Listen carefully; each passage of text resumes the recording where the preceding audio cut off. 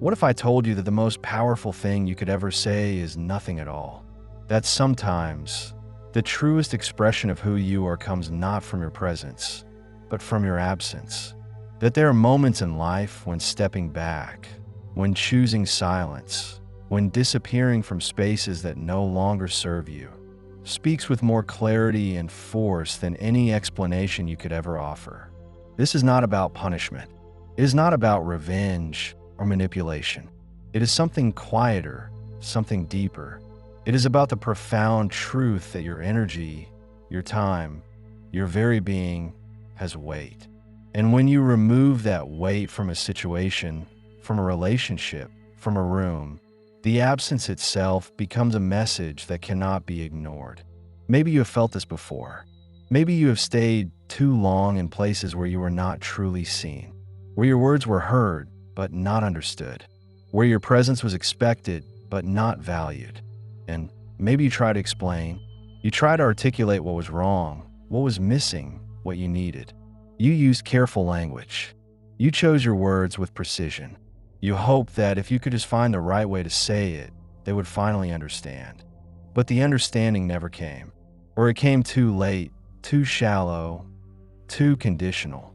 And slowly, quietly, you began to realize that no amount of words would bridge the gap. That some people are not equipped to meet you where you live. That some spaces are not designed for the kind of depth you carry. There is a particular exhaustion that comes from trying to be understood by those who do not have the capacity to understand you. It is not their fault, necessarily. It is not always malice or indifference, though sometimes it is.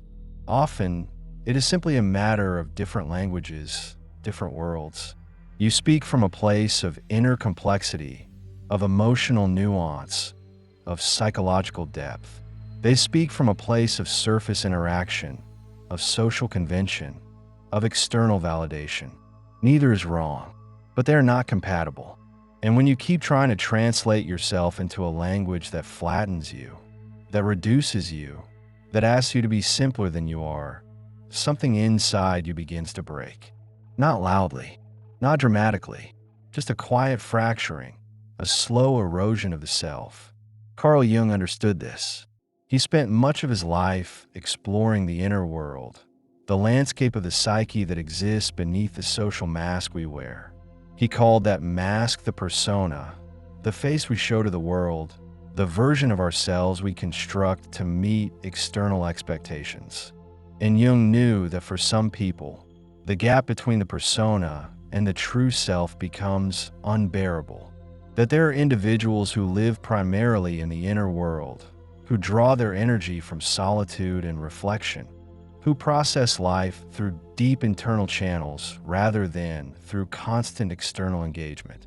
He called this orientation introversion, though the word has been so misused and misunderstood that it barely captures what he meant. For Jung, introversion was not shyness or social anxiety. It was a fundamental orientation toward the interior, a natural pull toward the depths of one's own psyche, toward the unconscious, toward the symbolic and the meaningful. If you're someone who lives this way, you know how tiring it can be to constantly perform the persona, to show up in spaces that demand you be lighter, simpler, more immediately accessible, to engage in conversations that skim the surface, that trade in pleasantries and small talk, that never venture into the territory where you actually live. You can do it, of course. You have learned how. You can smile and nod and participate in the social dance. But it costs you. Every interaction that does not touch the real you, that does not acknowledge the depth and complexity of your inner life, takes something from you. And over time, the cost becomes too high. You begin to withdraw, not out of weakness, but out of self-preservation. You begin to choose absence over false presence. You begin to understand that it is better to be alone than to be unseen in a crowd. This withdrawal is often misunderstood.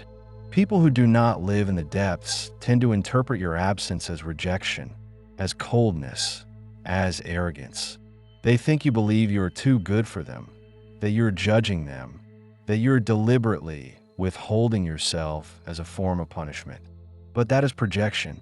That is them interpreting your inner orientation through the lens of their outer orientation. They assume that connection must look a certain way, that engagement must be constant and visible, that care must be demonstrated through perpetual availability. And when you do not meet those expectations, they feel abandoned. They feel rejected.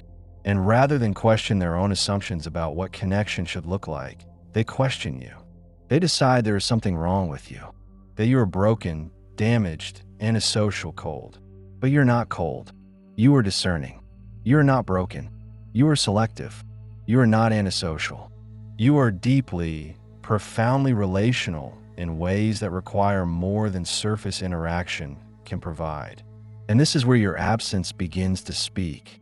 Because when you stop showing up in spaces that do not honor you, when you stop explaining yourself to people who do not have the ears to hear you, when you stop performing the persona that makes others comfortable at the expense of your own integrity, something shifts.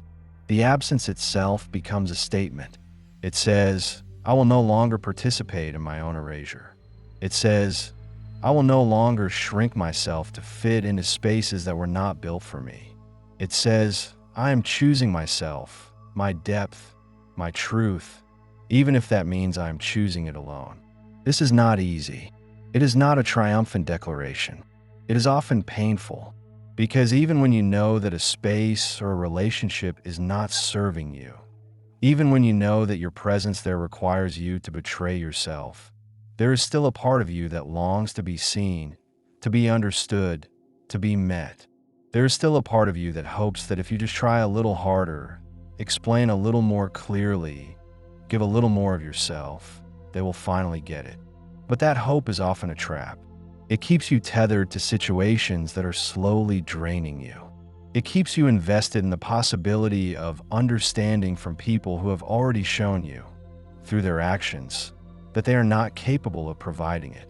And at some point, you have to let that hope go. Not with bitterness, not with anger, but with a quiet, sad clarity. You have to accept that some people will never understand you, no matter how much you explain, and that your absence from their lives is not a failure. It is a boundary. It is a choice. It is an act of self-respect. Jung spoke often about the process of individuation, the lifelong journey of becoming who you truly are, of integrating the various parts of yourself into a coherent whole. And a crucial part of that process is learning to honor your own nature, even when it conflicts with external expectations, even when it makes you unpopular, even when it means you will be misunderstood. Individuation is not about fitting in. It is not about being liked. It is about being real. And for those who live in the depths, being real often means spending a lot of time alone. It means saying no to invitations that feel hollow. It means stepping back from relationships that demand you perform rather than simply be. It means accepting that your path will be quieter, more solitary, more inward than the paths of those around you. And that is not a tragedy. It is simply the truth of who you are. Your absence, then, becomes a form of communication that words could never achieve. Because words can be argued with. Words can be misinterpreted, twisted, dismissed. But absence is undeniable. When you're no longer there, when your energy is no longer available, when the space you once occupied is suddenly empty, people notice. They may not understand why. They may fill that empty space with their own narratives, their own projections. They may decide you're cold, or bitter, or difficult. But beneath all of that, there is a recognition, however unconscious, that something has shifted, that they have lost access to something they once took for granted. And in that loss, there is often a belated understanding of value. Not always. Some people will never see it. Some people will simply move on, filling the space you left with someone else, someone easier, someone less demanding of depth. And that is fine. That tells you everything you need to know. But sometimes, your absence does speak louder than words ever could. Sometimes, the people who could not hear you when you were present begin to hear you in your absence. They begin to notice the ways you showed up that they took for granted, the thoughtfulness you brought, the depth of your care, the quiet ways you held space for them, even when they never held space for you. And in your absence, those things become visible in a way they never were before. This is not about making people suffer. It is not about proving a point. It is simply the natural consequence of removing yourself from a dynamic that was not honoring you. It is what happens when you stop over-functioning in relationships, when you stop being the one who always reaches out, who always accommodates, who always bends. There is a particular kind of person who tends to over-function in relationships. Someone who is deeply attuned to the emotional needs of others, who can sense when something is off, who steps in to smooth things over, to bridge gaps, to create connection. Often, this person is also someone who lives in the depths, who values authenticity and emotional honesty, who wants relationships to be real. And so they give a lot. They invest a lot. They show up consistently, thoughtfully, with care. But if that care is not reciprocated, if the relationship is one-sided, if they're always the one initiating, always the one making effort, always the one accommodating, then over time, the imbalance becomes unbearable. And at some point, they stop. Not with an announcement, not with a confrontation. They just quietly step back. They stop reaching out. They stop making plans. They stop being available in the ways they once were. And their absence reveals the truth of the relationship. If the other person does not notice, does not reach out, does not wonder where they went, then the relationship was never mutual. It was one person giving and another person taking. And the absence simply makes that visible. This can be heartbreaking, to realize that someone you cared about, someone you invested in, someone you thought valued you, did not actually notice when you stopped showing up. That your presence, which felt so significant to you, was apparently optional to them. But it is also clarifying. It is painful clarity, but clarity nonetheless, because it frees you from the illusion of connection. It frees you from the hope that kept you tethered to something that was not real. And it allows you to redirect your energy toward people and spaces that actually see you, that actually value you, that actually reciprocate the care you offer. But even more than that, your absence teaches you something about yourself. It teaches you that you can survive without external validation, that you can be alone and still be whole, that your worth is not determined by how many people want you around, by how popular you are, by how easily you fit into social spaces. Your worth is intrinsic. It exists whether or not anyone else recognizes it.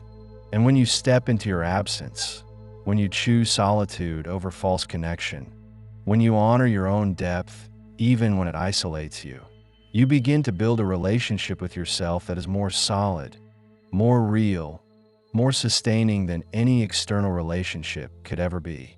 Jung believed that the unconscious communicates through symbols, through dreams, through the images and patterns that emerge from the depths of the psyche. And in a way, your absence is a symbol.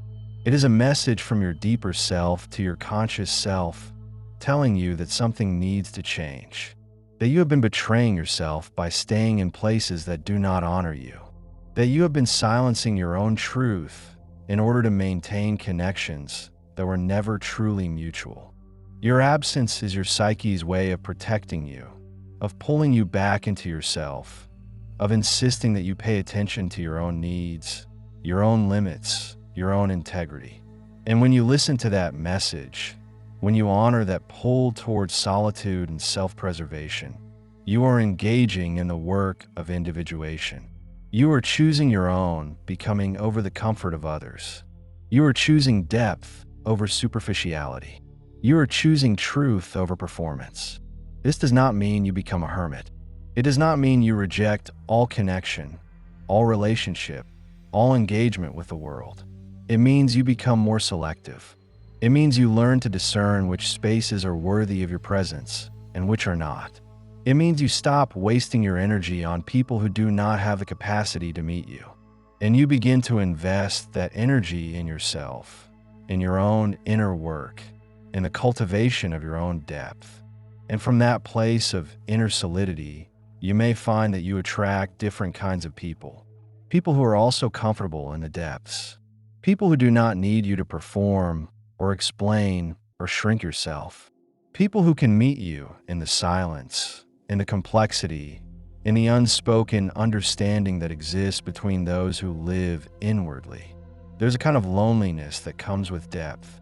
Not the loneliness of being unloved or unwanted, though that can certainly be part of it, but a more existential loneliness, the loneliness of living in a world that often feels too loud, too fast, too shallow. The loneliness of seeing layers that others do not see, of feeling things that others do not feel, of caring about things that others dismiss as unimportant. This loneliness cannot be fixed by simply being around more people. In fact, being around people who do not understand you often makes it worse, because then you're lonely even in company. You are unseen even when you are visible, and that is a particular kind of pain. But when you choose your absence, when you step back into solitude, that loneliness transforms. It becomes less about what is missing and more about what is present. You begin to notice the richness of your own inner world, the thoughts that unfold when you are not constantly interrupted, the feelings that emerge when you are not performing, the creativity that flows when you are not accommodating. You begin to realize that solitude is not emptiness. It is fullness. It is the space where you can finally hear yourself, where you can finally be yourself, without translation, without apology, without compromise. And in that space, your absence from the external world becomes a presence in your internal world. You are no longer scattered across a dozen shallow interactions. You are gathered, whole, present to yourself. And that presence to yourself is the foundation of everything else. It is the ground from which real connection can grow, if and when you find people who are capable of meeting you there. But even if you do not, even if you spend long stretches of time alone, you are not lost. You are not broken. You are simply living according to your own nature, honoring your own depth, walking your own path. Jung wrote about the shadow, the parts of ourselves that we reject or deny, that we push into the unconscious because they do not fit with our self-image or with what we think we should be. And for many people who live in the depths, there is a shadow around their need for solitude, around their tendency to withdraw, around their inability to tolerate superficiality. They have internalized a message that there is something wrong with them, that they should be more social, more outgoing, more easygoing. And so they push against their own nature. They force themselves into situations that exhaust them. They feel guilty for wanting to be alone. They interpret their own need for depth as a flaw, a deficiency, a problem to be fixed. But what if it's not a problem? What if it is simply who you are? What if your need for solitude is not a sign of brokenness, but a sign of integrity? What if your inability to tolerate superficiality is not a weakness, but a strength? What if your tendency to withdraw is not avoidance, but discernment? When you can accept these parts of yourself, when you can bring them out of the shadow and into the light, when you can own them without shame or apology, then your absence becomes something different. It is no longer a retreat born of fear or inadequacy. It is a choice born of self-knowledge and self-respect. It is you saying, "This is who I am, and I will not apologize for it." And that is when your absence truly speaks louder than words, because it is no longer defensive. It is no longer reactive. It is simply true. You are not absent because you are angry or hurt or trying to make a point. You are absent because that is where you need to be, because solitude serves you, because depth requires space, because your inner world is rich and complex and worthy of your attention. And when you inhabit your absence with that kind of clarity, with that kind of groundedness, people feel it. They may not understand it. They may still project their own interpretations onto it, but they cannot dismiss it. They cannot ignore it. Your absence becomes a presence in their awareness, a question they cannot answer, a gap they cannot fill. This is especially true in relationships where there has been an imbalance of effort, where one person has been doing most of the reaching out, most of the accommodating, most of the emotional labor. When that person steps back, when they stop initiating, when they stop being available in the ways they once were, the other person is suddenly faced with a choice. They can step up, they can reach out, they can begin to reciprocate the effort that was always flowing in one direction, or they can let the relationship fade. And either way, the truth is revealed.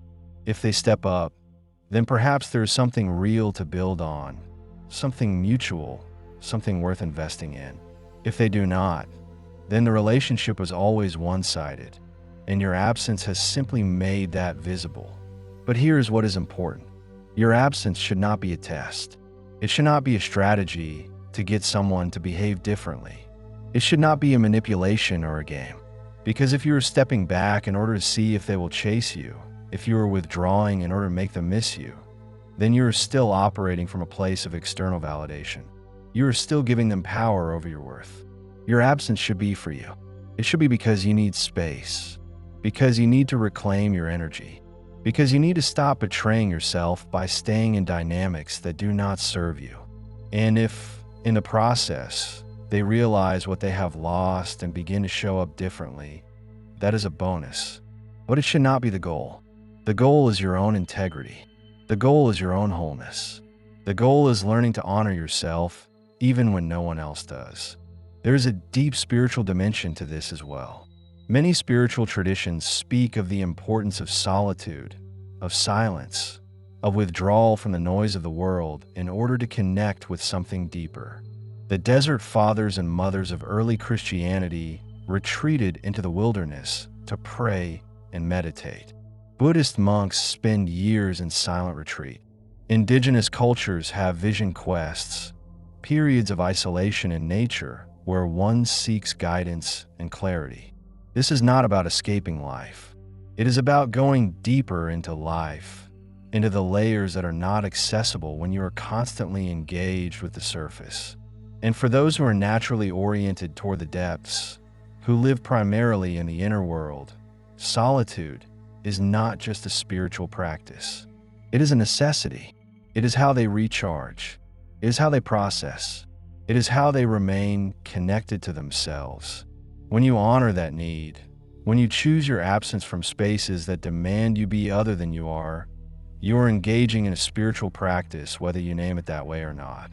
You are saying that your inner life matters, that your connection to yourself, to your own depths, to the unconscious currents that move through you, is more important than your connection to people who do not see you. And that is a radical act in a culture that values extroversion, that equates worth with visibility, that measures success by how many people want to be around you. To choose depth over popularity, solitude over false connection, absence over performance, is to swim against the current. And it takes courage. Not loud, dramatic courage, but quiet, steady courage. The courage to be misunderstood. The courage to be alone. The courage to trust that your path, however solitary, is valid. And as you walk that path, as you inhabit your absence with integrity, you begin to notice something. The people who matter, the people who are capable of real connection, do not need you to explain yourself. They understand, on some level, what you're doing. They respect your need for space.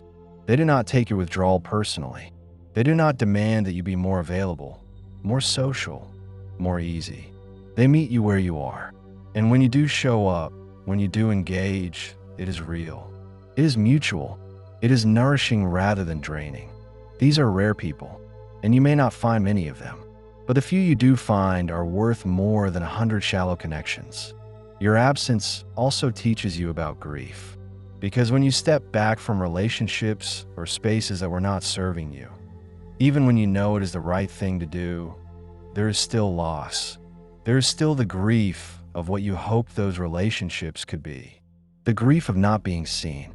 The grief of realizing that someone you cared about did not care about you in the same way.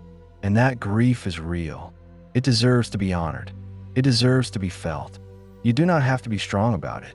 You do not have to rationalize it away or tell yourself it does not matter. It does matter, and it hurts, and that is okay. But on the other side of that grief, there is something else. There is a kind of freedom. The freedom that comes from no longer trying to be something you are not. The freedom that comes from no longer investing in relationships that do not invest in you. The freedom that comes from accepting your own nature, your own needs, your own path, even when it is lonely. And that freedom is not loud or triumphant. It is quiet. It is subtle. It is the feeling of finally being able to breathe, of finally being able to rest, of finally being able to just be. Jung believed that the second half of life is about turning inward, about confronting the unconscious, about doing the deep work of integrating the shadow and becoming whole. And for those who are naturally oriented toward the depths, this work often begins earlier.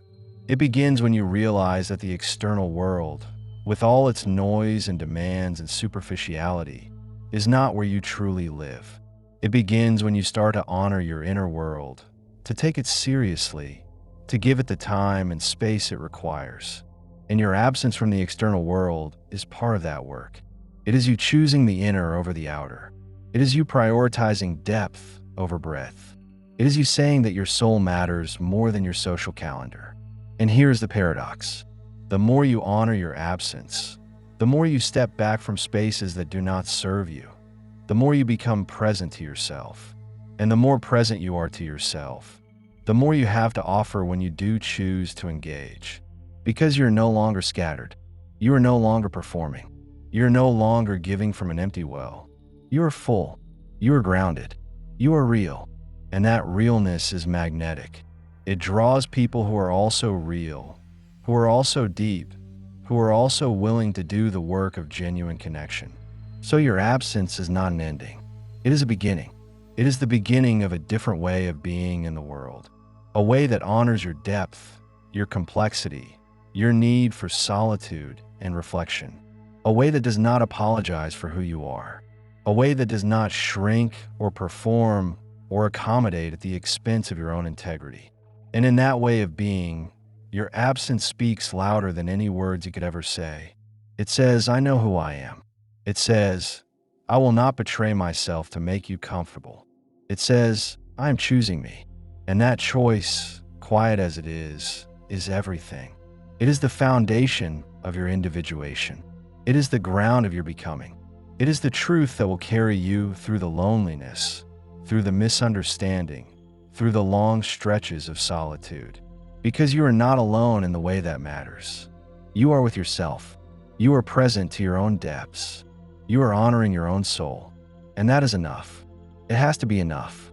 Because no external validation, no amount of being seen by others, can replace the experience of seeing yourself, of knowing yourself, of being yourself fully and without apology.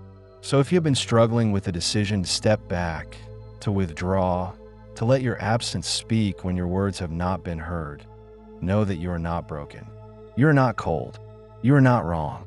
You are simply honoring your own nature. You are protecting your own energy. You are choosing depth over superficiality, integrity over performance, truth over comfort. And that is a brave and necessary thing. It may be lonely. It may be misunderstood, but it is real. And in the end, that is all that matters. That you lived according to your own truth. That you honored your own depths. That you chose yourself, even when it was hard, even when it meant being alone, even when your absence was the loudest thing you ever said.